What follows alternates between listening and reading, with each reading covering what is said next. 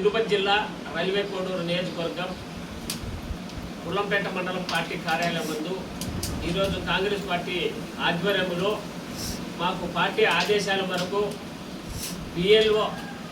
బిఎల్ఏగా నాకు ఎన్నుకోవడం జరిగినది. తరువాత 5 మండలాలకు బిఎల్ఓకి ఇస్తే ఆడ నుంచి దాదాపు ఒక 50 మందికి మేము ఈ ఫారాలు అందజేయడం జరిగినది.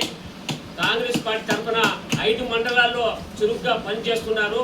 ఎక్కడ ఓట్లు లేవు, ఓట్లు లేని ఓట్లు ఎక్కిస్తూ, అలాగనే ఎవరైనా ఇతర దేశాలలో ఉంటే వారికి కూడా ఓట్లు ఎక్కిస్తూ మా కాంగ్రెస్ పార్టీ తరఫున ఈ నియోజకవర్గంలో విస్తృతంగా పనిచేస్తున్నారు. ఖచ్చితంగా మేము ఇవన్నీ పూర్తయిన తర్వాత ఈ 5 మండలాలు కలిసి ఒకరోజు ఒక భారీ ఎత్తున నియోజకవర్గ ఇన్ఛార్జి గోసాలదేవి గారి ఆధ్వర్యంలో ఈ బిఎల్ఓలంతా మేము ఒక మీటింగ్ పెట్టుకొని వాళ్ళకి ఎలా ఉండాలి, ఎలాంటి కౌన్సిలింగ్ ఇచ్చి ఖచ్చితంగా మేము ఈ ఓటు శాతము పెంచుకునే దానికి మేము కాంగ్రెస్ పార్టీ తరఫున 5 మండల అధ్యక్షులకు చెప్పడం జరిగినది.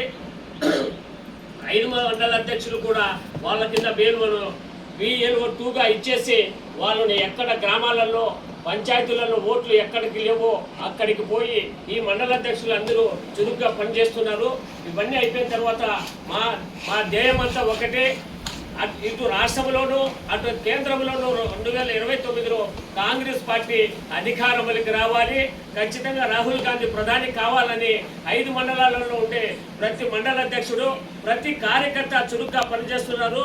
ఖచ్చితంగా ఇసూరు 2029లో రాహుల్ గాంధీ ప్రధాని అయ్యేంత వరకు మా సాయశక్తులుగా మేము కాంగ్రెస్ పార్టీ పిసిసి ఆదేశాల వరకు, అలాగే ఏఎస్ఎస్సి ఆదేశాల వరకు మేమందరం కలిసికట్టుగా పనిచేసి ఈ రైల్వే కోడూరులో 2029లో ఎమ్మెల్యే అభ్యర్థిని మేము పోటీకి నింపి అత్యధిక మెజార్టీతో గెలిపిస్తామని ఈ సభాముఖంగా మేమందరము తెలియజేస్తున్నాం.